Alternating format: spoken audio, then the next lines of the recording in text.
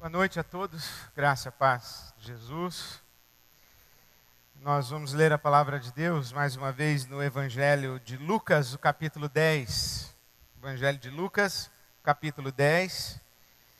E antes da nossa leitura, quero lembrar para você, amanhã, nosso encontro, a quarta edição do Fórum Cristão de Profissionais.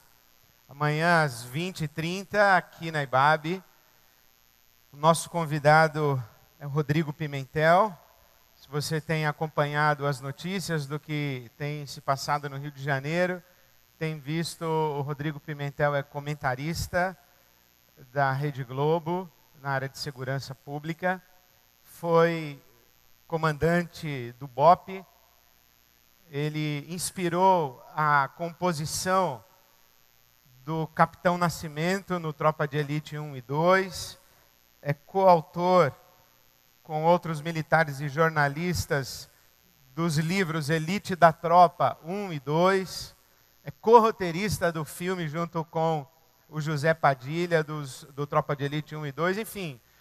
Para falar o português, como você já ouviu, português claro, o Capitão Nascimento de verdade está aqui amanhã. Então, é um momento muito especial, é um tema absolutamente relevante. Não matarás, em busca de uma cultura de paz. Nós conversaremos sobre isso amanhã, debateremos, ouviremos o testemunho do Rodrigo Pimentel. E eu queria encorajar você a estar aqui, trazer os seus amigos, convidar as pessoas para que participem conosco desse ato tão oportuno de paz nesse momento em que estamos vivendo. Então amanhã, 20h30, aqui na IBAB. Eu leio a palavra de Deus em Lucas, capítulo 10. Começo a leitura no verso 25. Certa ocasião, um perito na lei levantou-se para pôr Jesus à prova e lhe perguntou: Mestre, o que preciso fazer para herdar a vida eterna? O que está escrito na lei? Respondeu Jesus. Como você a lê? Ele respondeu: Ame o Senhor, o seu Deus, de todo o seu coração, de toda a sua alma, de todas as suas forças e de todo o seu entendimento. E ame o seu próximo como a si mesmo. Disse Jesus: Você respondeu corretamente, faça isso e viverá. Mas ele, querendo justificar-se, perguntou a Jesus: E quem é o meu próximo? Em resposta a essa pergunta, disse Jesus: Um homem descia de Jerusalém para Jericó, quando caiu nas mãos de assaltantes. Estes lhe tiraram as roupas, espancaram-no e se foram, deixando-o quase morto. Aconteceu estar descendo pela mesma estrada um sacerdote.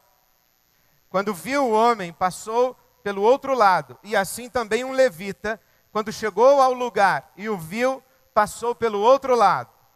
Mas um samaritano, estando de viagem, chegou onde se encontrava o homem, e quando o viu, teve compaixão dele, teve misericórdia dele.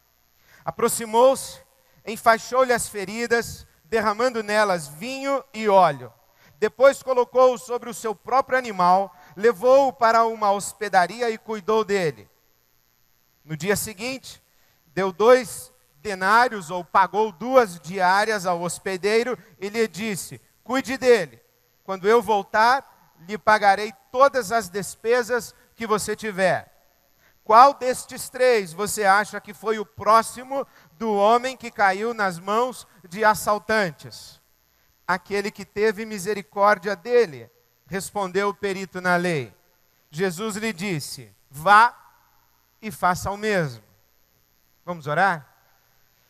Deus nosso Pai, a Tua palavra que está diante de nós, pedimos que pelo Teu Espírito Santo seja semeada em cada um de nós e em nossos corações. Pedimos-te que a Tua palavra frutifique em nós, para gerar vida, vida em nós, e de nossa vida, gerar mais vida. Te pedimos assim, Pai, em nome de Jesus e para a Tua glória. Amém.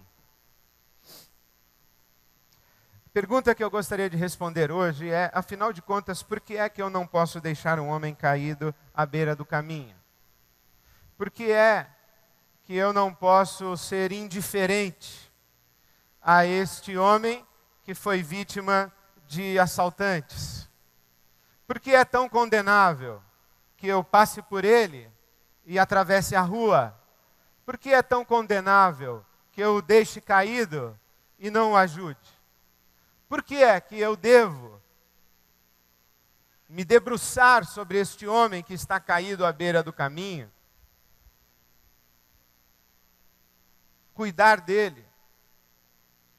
Por que é que eu devo sair do meu caminho, usar o meu dinheiro, atrasar ou abrir mão da minha agenda, sacrificar os meus objetivos? Por que é que eu devo diminuir o meu horizonte de possibilidades para ajudar alguém, para repartir com alguém? Por que simplesmente não deixar cada um cuidar da sua vida?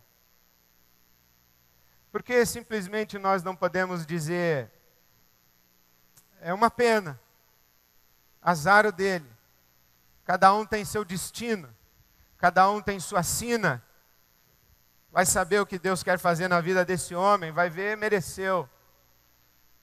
Ou então foi imprudente. Por que é que eu devo dar atenção? Os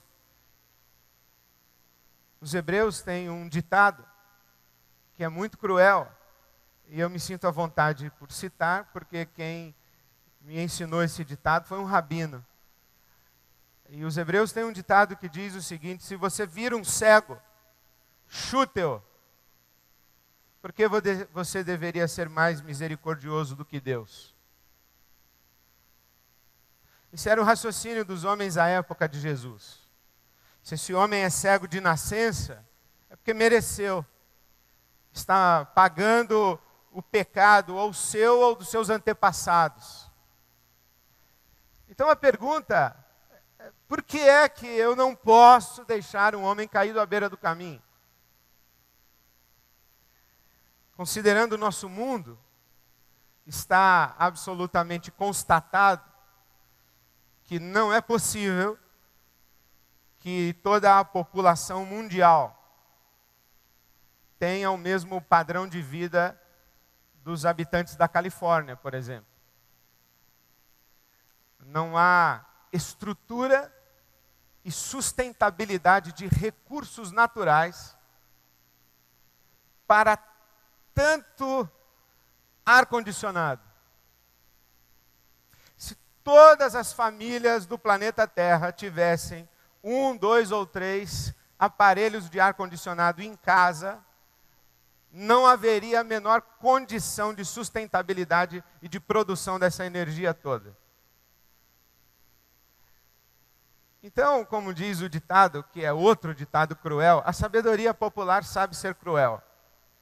Outro ditado cruel é o seguinte: quanto menos somos, melhor passamos. É claro, 10 pães na mesa com 10 pessoas é um pão para cada um. 5 pessoas, 2 pães para cada um. Você sozinho, então, come logo os 10. Quanto menos somos, melhor passamos. Tive um sargento no exército que ele dizia o seguinte: que a guerra mundial, a primeira e a segunda, foram as guerras mundiais, a primeira e a segunda foram obra de Deus. Deus fez a guerra. Da mesma forma que Deus de vez em quando causa um terremoto, manda uma tsunami. Naquela época que eu estava no exército não tinha tsunami, mas hoje ele diria isso. Faz eclodir um vulcão, engole uma cidade. Deus faz essas coisas para equilibrar o ecossistema. Há muita gente no mundo, então de vez em quando Deus lança uma peste, mata um montão e aí devolve a coisa ao seu equilíbrio. Por que nós não deixamos o pessoal na Índia morrer de fome, na África morrer de fome? Não tem medicina para todo mundo, não tem hospital para todo mundo. Aliás, aqui no Brasil mesmo, não tem hospital para todo mundo, não tem medicina para todo mundo. Por que a gente não deixa esse pessoal morrer logo de uma vez? Eu conversei há pouco tempo com um dos articulistas de uma dessas revistas semanais, e ele queria conversar comigo sobre por que é que ele deveria acreditar na vida depois da morte. Veio perguntar para mim. Mas ele disse assim que era a favor de cada um cuidar da sua vida. Falei, mas isso é um darwinismo. Ele falou, mas é a melhor coisa, é assim que a espécie sobrevive. Esse negócio de o mais forte cuidar do mais fraco, isso aí enfraquece todo mundo. Aí eu senti cheiro de Nietzsche. O Nietzsche dizia isso, que o cristianismo é uma religião que enfraquece o homem e acaba sendo uma religião de covardes. A compaixão amolece. A misericórdia torna o ser humano vulnerável. E olha, você pensa que essas ideias estão longe de nós? Não, não estão. Acho que tem muita gente que pensa assim. A pergunta é, por que é que eu não posso deixar o fraco morrer? E por que é que eu não posso deixar o fraco à beira do caminho, esquecido à sua própria sorte ou entregue às mãos de Deus? Há muitas respostas que poderiam ser dadas para esta pergunta. Por exemplo, nós poderíamos afirmar que não podemos deixar nenhum ser humano caído à beira do caminho, porque todo ser humano tem uma dignidade intrínseca que lhe foi conferida por Deus quando o criou à sua imagem e à sua semelhança. Todo ser humano é portador de uma expressão e de uma manifestação do divino. E, portanto, deixar um ser que é portador da imagem de Deus caído à beira do caminho é, de certa maneira, dar as costas para o próprio Deus que o criou e nele se manifesta.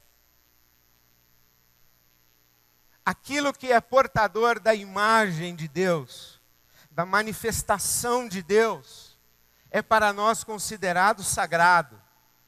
Deixar um ser humano à beira do caminho é desdenhar do sagrado.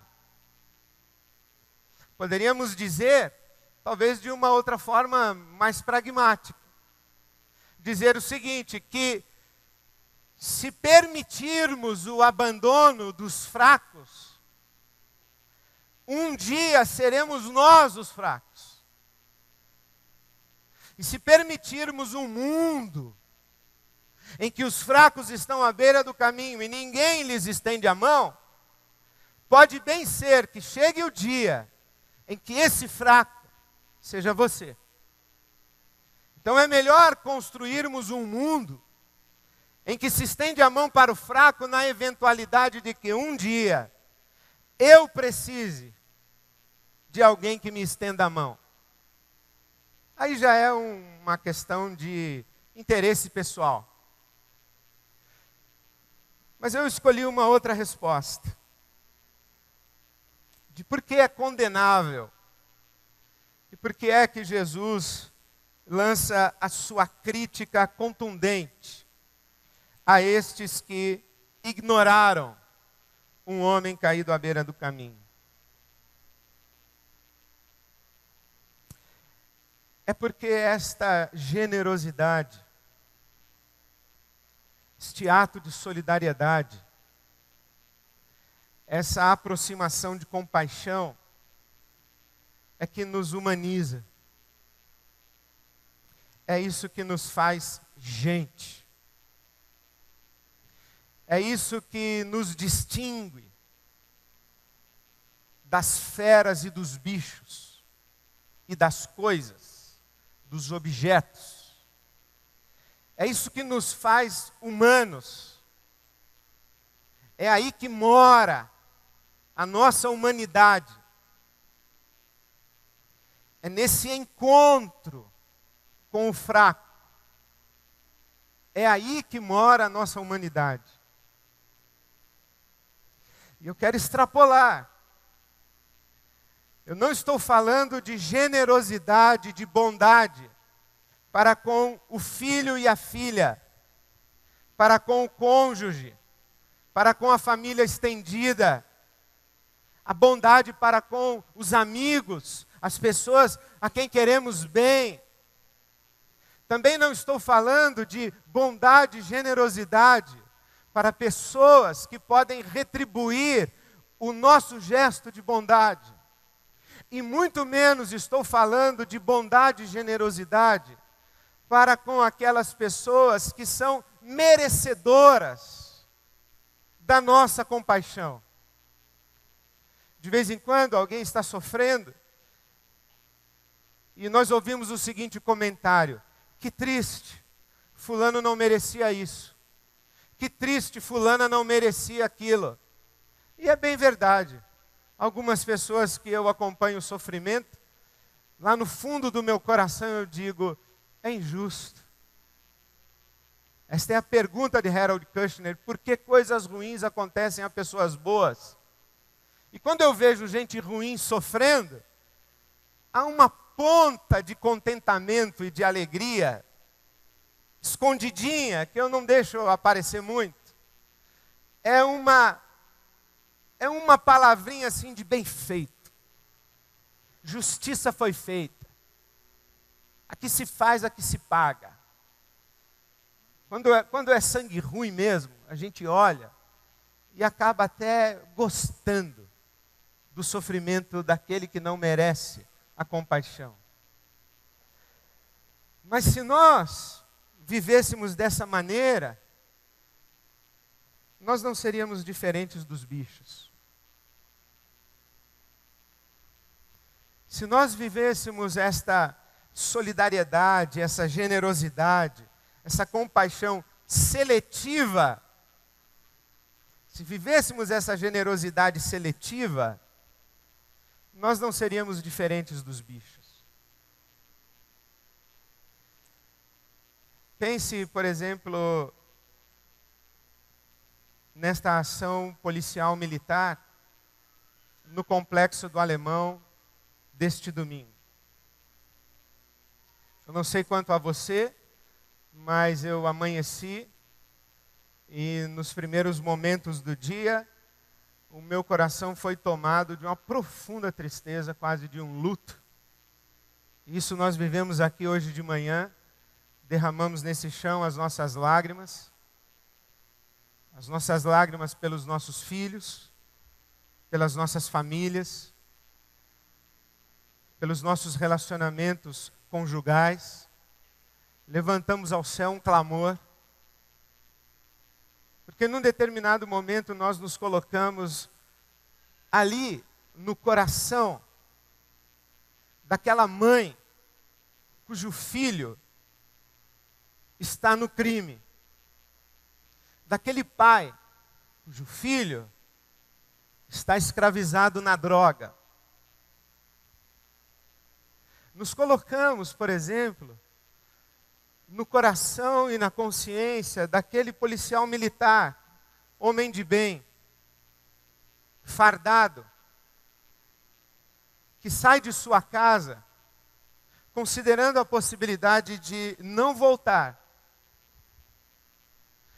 e considerando a possibilidade de ter que matar no cumprimento do dever.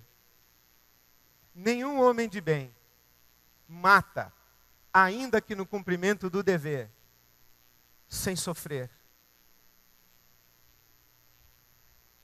Devemos ter compaixão destes homens. Mas hoje à tarde eu estava acompanhando o noticiário e apareceu um capitão do BOPE segurando um animal que atende pelo nome de Zeu,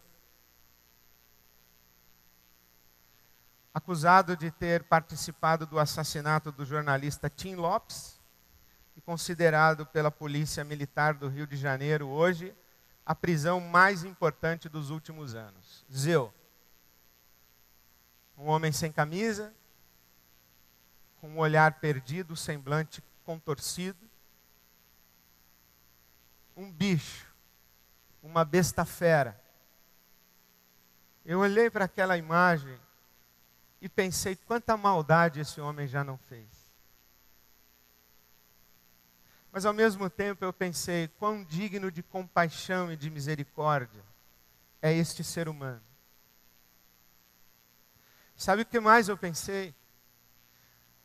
Quando eu vi um pai trazendo seu filho adolescente para entregar à polícia militar em rendição, e o repórter perguntou: por que é que o senhor fez isso? E o pai, homem simples, disse: estava na hora dele pagar o que fez e a vida que escolheu. Aí eu pensei assim: quantos desses meninos que empunham uma metralhadora hoje, em 15 anos de idade, no alto de um morro, não gostariam de trocar de lugar com um policial do BOP e ostentar uma farda e poder andar de cabeça erguida pela cidade? Nasceram bandidos? Já do ventre da mãe é carga genética? São fruto do meio? A sociedade os fez bandidos? Eu não sei, você escolheu a cor dos seus olhos? Você escolheu a cor dos seus cabelos? Você escolheu o pai que você teve, a mãe que você teve, a família onde você nasceu? Você escolheu a textura da sua pele? Você escolheu ser uma pessoa introvertida ou extrovertida? Você escolheu ser uma pessoa simpática, expansiva? Você escolheu ser uma pessoa com tendência depressiva ou melancólica? Você escolheu?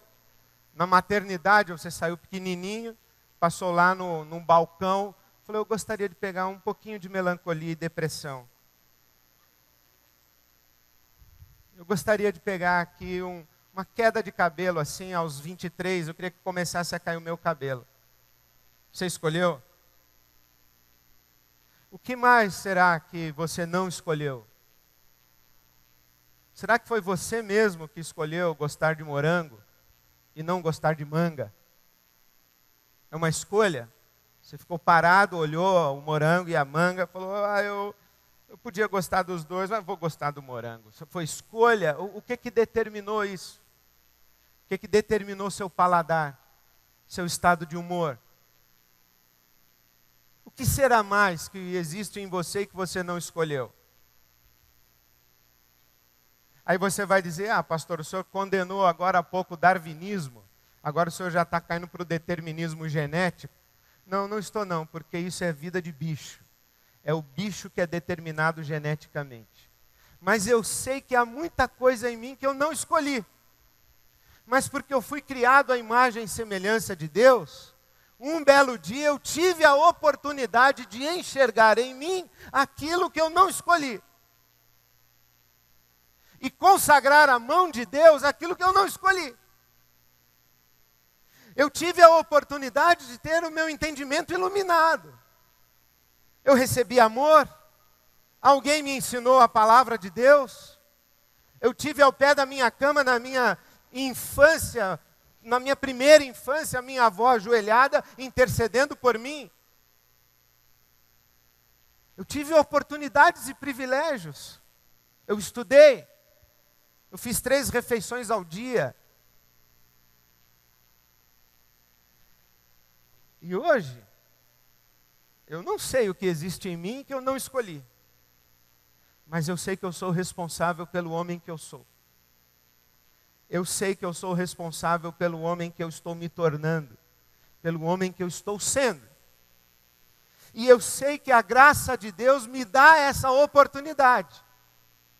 De me olhar nesse espelho que é a palavra de Deus, como disse Tiago. de me olhar nesse espelho aqui e ouvir e receber o propósito de Deus para a minha vida, e o que é que Ele chama de humanidade, e o que é que Ele planejava, intencionava, desejava ao me criar a sua imagem e semelhança. Então, quando eu me olho nesse espelho e eu contemplo a mim mesmo, eu digo: Senhor, tem misericórdia de mim. E é por isso que o apóstolo Paulo diz: pela graça de Deus eu sou o que sou. Pela graça de Deus eu sou o que sou. E quando eu olho nessa palavra, a imagem de Deus em mim me impulsiona, me empurra e gera em mim alguma coisa que eu falo: isso é humano. Isso é humano. E é tão sublime, tão belo, que só pode ter vindo de Deus. É divino. Então eu quero dar uma dica para a sua humanidade, para você saber se você é uma besta ou se você não é uma besta. É se você olha para o fraco, se você olha para o bandido, se você olha para o estuprador, se você olha para o assassino, e você olha com olhos de compaixão e de misericórdia. Se você olha para ele e você levanta aos céus um lamento profundo, de que triste história esse ser humano teve que viver e está vivendo. E se você levanta ao céu um lamento profundo dizendo: Senhor, tem compaixão dessa gente. Porque é por causa de gente assim que eu entendo que é gente que nasceu de novo, é gente que teve um encontro com Deus, é gente que recebeu um derramar do amor de Deus sobre si, gente que foi tocada pela graça, gente que o Espírito Santo já soprou. É essa gente. Que coisa linda é esse movimento Rio de Paz, do pastor Antônio Carlos Costa. Essa semana, o movimento Rio de Paz escreveu uma proposta de rendição para os bandidos. A primeira leitura que eu fiz foi: esses caras estão brincando. A polícia vai avisar para o bandido: olha, se vocês quiserem se render, pode descer. Eles não vão fazer isso nunca. Mas aí eu fui ler mais. Aí eu fui ouvir o testemunho do pastor Antônio Carlos Costa. Aí eu fui acompanhar e alguém disse assim: ou é uma rendição, ou é a barbárie e é a carnificina. Porque no fundo do nosso coração, que é um outro ditado cruel, bandido bom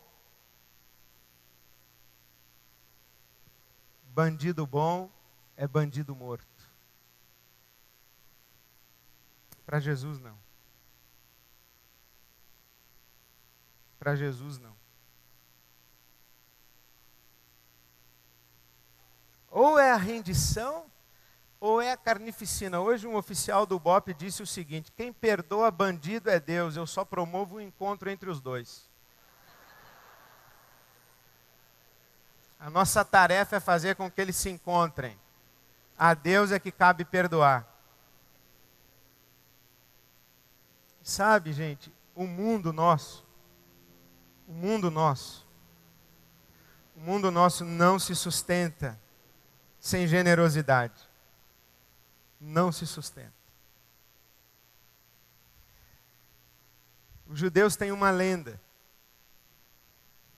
Talvez por causa daquele evento de Sodoma e Gomorra, os judeus acreditam que Deus tem espalhados no mundo 11 justos.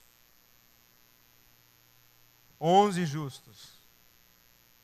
E é por causa destes 11 justos que ele não destrói todo o mundo. E nós podemos ampliar essa lenda ou essa crença. É que esse mundo nosso é habitável. Esse mundo nosso ainda é desejável. Porque enquanto tem gente que quer subir o morro com ódio para matar bandido, no asfalto da cidade, tem gente chorando, tendo uma ideia de uma utópica rendição de bandidos. Mas essa utópica rendição de bandidos, pelo menos eu vi hoje à tarde, salvou a vida de um menino, cujo pai levou e entregou à mão da polícia. Sabe por que o mundo se sustenta? Porque alguém doa sangue. Porque alguém dá banho em idosos que não conseguem mais levantar um braço. O mundo precisa de gente assim.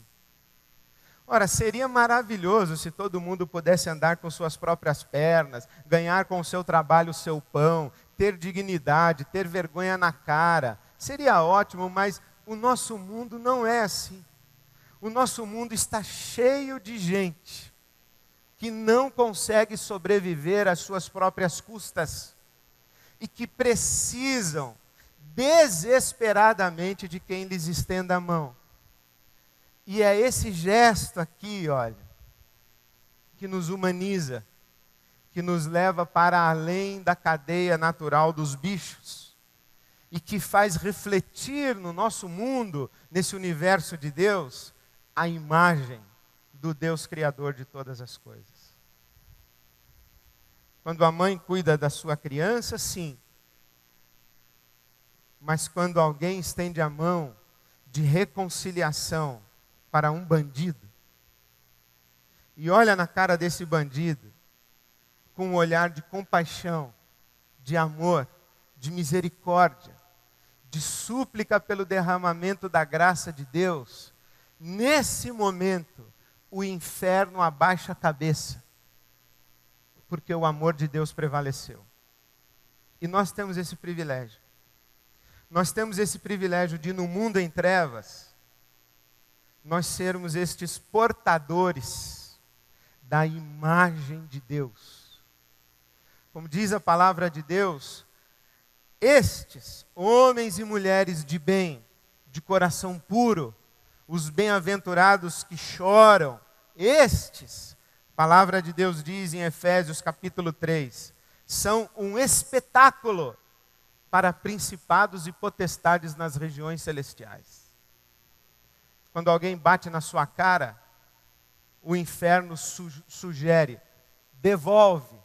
Quando você vira a face, o inferno abaixa a cabeça e o amor de Deus prevalece. Por que é que não podemos passar sobre os que estão caídos à beira do caminho? Por que é que não podemos passar sobre os miseráveis, os que não merecem, pelo menos aos nossos olhos da nossa justiça, a nossa compaixão? É porque é nesse encontro que nós nos humanizamos. E ignorá-los, rejeitá-los, agredi-los e matá-los, faz de nós bestas feras, iguais a muitos deles, que não tiveram a oportunidade de nascer de novo, para que a imagem de Deus neles também seja refletida. Por isso, nesse momento do nosso país, e do que estamos assistindo na cidade do Rio de Janeiro, que é logo ali, e que pode se tornar um logo aqui, nesse momento, desesperadamente o nosso país precisa de consciências de paz, de gente com olhares puros, com coração de amor, de misericórdia, de compaixão. Olhe para essa cena toda e estenda a sua mão e diga para toda essa gente que respira ares de morte: não, querido, não, querida, a vida vale mais. A vida vale mais. Eu queria que você ficasse em pé e que nós cantássemos de novo que a glória de Deus é compartilhar. A glória de Deus é compartilhar. A glória de Deus é ver a nossa vida gerando mais vida. A glória de Deus é ver a nossa vida gerando mais vida. E infelizmente, que triste é quando a gente vive num mundo em que existem vidas que geram mortes.